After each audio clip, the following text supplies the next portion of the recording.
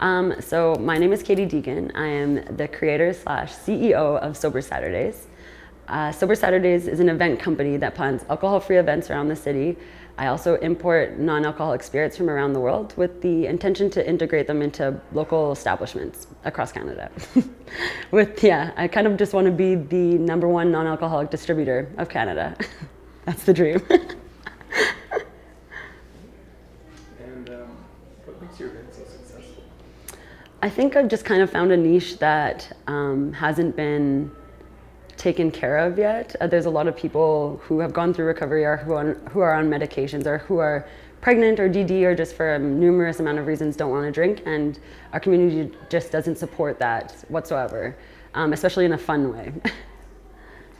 Yeah. It's all about having fun too, right? Yeah, I like to have fun.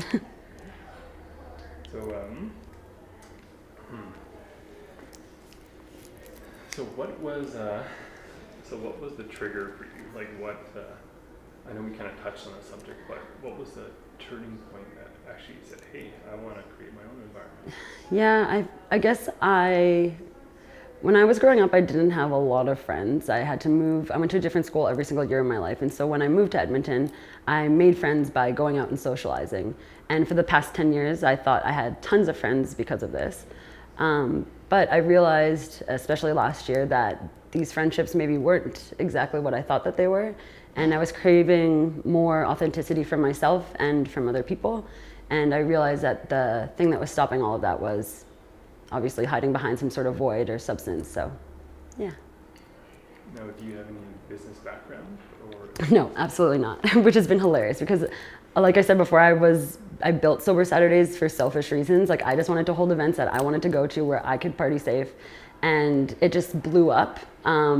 Within like the first couple of months, I had been on like 10 different radios and a bunch of different TV stations, and it wasn't even my choice to kind of do this. But as I've continued on, I realized how much background and history this actually has with me, and I've been able to develop it, but not without help. Obviously, now I have a virtual assistant who, thank goodness she's around, because I literally cannot organize my calendar to that extent anymore. Okay. Yeah. Now, tell me about your upcoming events. It's been pretty insane. So when I first started, I was like, okay, I'll do an event every month, and that felt like way too much. So I was like, okay, I'll do an event every second month. But then everyone kept booking me, so I ended up, for example, this month I think I have 4 events. Tomorrow I have an event at the Grant MacEwan University to promote harm reduction. And then on, oh my gosh, there's so many dates. On the 18th, no, I don't know. What do I have coming up? I have Denise's book launch, which is on April 20th. And then I have my next big event, which is teamed up with Find Yag, and that's on April 27th. It's called Tidy Up. Essentially, they work with the Housing First program, and back in 2010, when I was living on my own and came out of my last foster home, I actually went through the Housing First program. It's a program where if you don't have any family or money or anything like that, you get to go to a place and they let you pick out your first round of like dishes or couches or anything like that. So I really wanted to help them since they helped me, and so I think spring is the perfect time to hold an event like this because everyone's getting rid of a bunch of stuff from their house, and instead of donating it to places like Value Village or Goodwill where they'll just resell it, you can donate it to a local company like Find Yag, and it will actually get dispersed into the community where I think it should be. Yeah. What is the biggest thing you've taken away from doing this for yourself? Yeah, I guess there's just like a lot of bullshit I wasn't dealing with. I feel like I maybe have glamorized a lot of parts of my life that didn't really deserve it, or given tons of people time that don't deserve it, and not enough time on myself. I think I had been trying so hard to fit in to certain things since I've always felt like I didn't belong, that I had completely stripped myself of my actual character and being, and I've totally had to rediscover that part of myself and work through a lot of things that I've kind of been avoiding. So it's been the most exciting, terrifying, uncomfortable experience of my existence so far, but really, really rewarding. What inspired me for SoberSaturdayz? Well, I was thinking about it the other day, and I think I've kind of been building up to this point for the last 26 years. Growing up in Kelowna in foster care with family who are all in recovery made me get into the recovery side of the world a lot sooner than most kids would.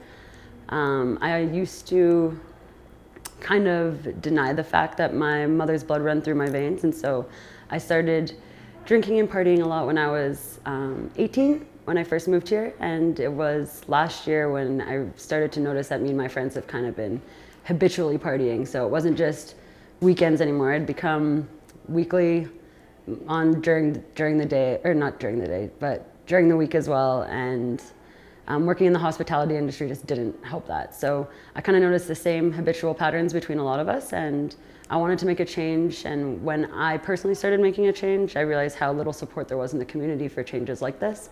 And so I wanted to create a space, essentially selfishly for myself, with products that I liked, but that would grow for our entire sober community. It wasn't a fun process, if I'm being completely honest.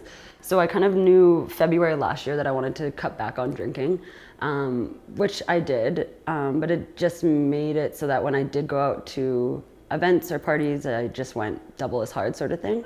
And so I actually went through a pretty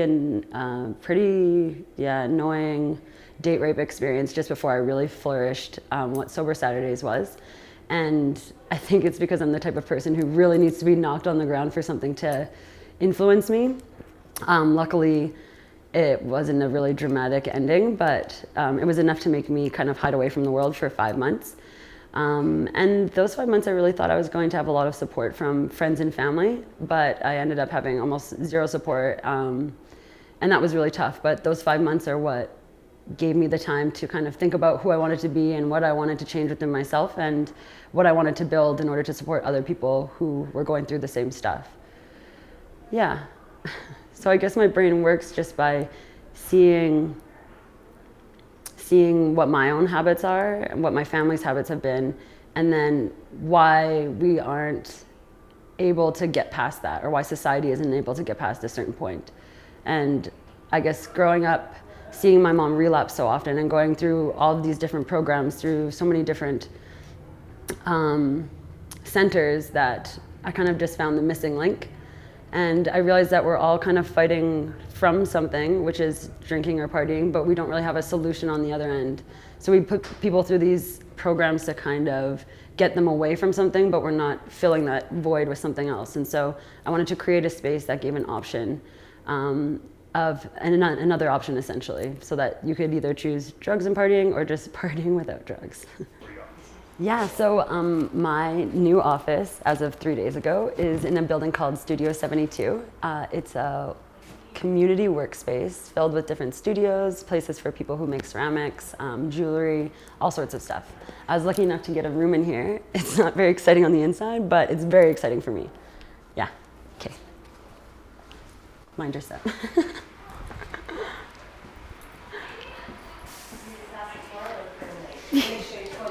Here we are. This is it. Hi. This is my virtual assistant, Corinne, and Denise Walker, the author of Pick Your Poison 1 and 2. And this is my office. And tell me about what you guys develop over here and what happens. So right now it looks pretty bare, but eventually it will be a non-alcoholic liquor store. We have a couple products in the corner. And then also a place that is a community workspace. So like you see now, there's a bunch of us here hanging out, just being creative and influencing each other. And yeah, that's what I'm going for. And how long have you been here? 3 days. We've been here for 3 days. As long as I've had this. Yeah, literally. Literally. Excuse this shit. Yeah, right? It goes well with the office. Are you working on anything right now? Right now, actually, yeah, so we got some really awesome news today. I've been trying really hard to get Saturdays in the Pride Parade, and we got news today that it was happening, so we're changing the logos to the rainbow colors and the trans colors and all the other colors. Can we take a look? Yeah. Very exciting. And so SoberSaturdayz, how long has that been going on? So I had the idea initially last February. I didn't have my first event until August. And then, yeah, so I bought my business license in July to make me feel like an adult. I literally paid for my business license instead of rent that month. But here we are. So this is... That's the bisexual colors. Can't see the screen. Oh, there we go. Okay. Yeah. That's the bisexual colors. Okay. Pride colors. Crazy. And trans. Cool. Mm-hmm. Very Exciting, exciting. yeah. Yeah, super exciting. I'm so Such a fun excited. event. I always take my kids. Oh yeah. I just can't that. wait. Lines of energy. It's like the perfect thing, just like so many sparkles. Oh, So yeah. fun. Sparkles. Flags. Yeah. Yeah, we're all gonna Totally. we're all gonna be marching. Yeah, Yeah, totally. yeah. Well, It's good. you'll see me in the audience. You want to walk with us? I know, actually. Yeah, you should. Bring your kids. Bring your kids. Yeah. Come. Yeah. Mm. Do it. I'll let you know. Walk with us. Dress in all your rainbow gear and have non-alcoholic fun. Yeah. Because it is totally possible to have fun without booze. It It's is. true. Yeah. Mm-hmm. I believe that. That's why I'm here for. Yeah, all of us are here. Maybe look at that. Yeah, actually, so up and coming, SoberSaturdayz is growing a ton, and we need a lot of help. So we're in the midst of creating an ATB booster campaign. If you're unfamiliar with an ATB booster campaign, it's this really awesome program that ATB puts on for young, aspiring entrepreneurs. Essentially, we create a video, we tell you what we're doing, we make all these little rewards for different amounts of donations, and yeah, it's a big event. And then at the end, hopefully, if we reach our goal, we will have a giant store launching party. So that's exciting. Hopefully. Is there certain products that you want to kind of talk about? So I have a roster of the products that I'm wanting to order in right now. That's the other reason for the campaign, is because I have all these people that want me to do events, but I need product to do it, and I have to import it, and that costs money. So some of the products I have are, I have Memento, which is a rose botanical from Italy. They use a distilling process from the 1400s. The guy that I talked to in Italy is so amazing. He always just like, his English is not always on point, and so it's just like the most authentic conversations ever. I love it. Another product I have is Ready to Pop, which is champagne made by pregnant women for pregnant women, which is a play on words there. I think it's hilarious. They're from Houston, Texas. And then on the bottles it says, "Cheers to you, mama," on them, and they come in gender colors so that you can use them at your reveal parties. They also have peach in case you're not into genders. What else do I carry? I carry Partake. So Partake is a really awesome craft brewery that's non-alcoholic. They were actually on Dragon's Den last year. Ted is the founder / owner, and he lives in Calgary, but his brewery is in Toronto. He gives me lots of beer. It's awesome. But he started with an IPA, and now he has a pale ale and a stout and a lager, I believe. Right now, I think I've got like a couple hundred pale ales just chilling at my house. It's really funny for my friends who do drink. They come over and they're like, "Sweet." I'm like, they're non-alcoholic, still sweet. That's maybe your customer. Yeah, right. Since I live so close anyway. Oh, perfect. Yeah, it's great. Besides that, I carry a product. Well, soon I'll be carrying a product because I can't order them in bulk yet. But there's one called Barrage. It's called Barrageo. They use a flower called Barrage, which is really big in the bee community. So they actually give away 1 million seeds a year off their crops to help with the bee campaign. But it's made with cracked pepper and citrus. I made a whiskey sour with it the first time I had it, and it's honestly the most delicious product. I'm so bummed that I'm out of it. And then another product I have is Colino. It's a really fascinating story. So this girl, Ellie, she went to Colombia and created this non-alcoholic tropical spirit last year. And she was there's a festival in the UK called the Mindfulness Festival. Essentially, anyone who makes a non-alcoholic product goes there. You can attend for free and just try them all.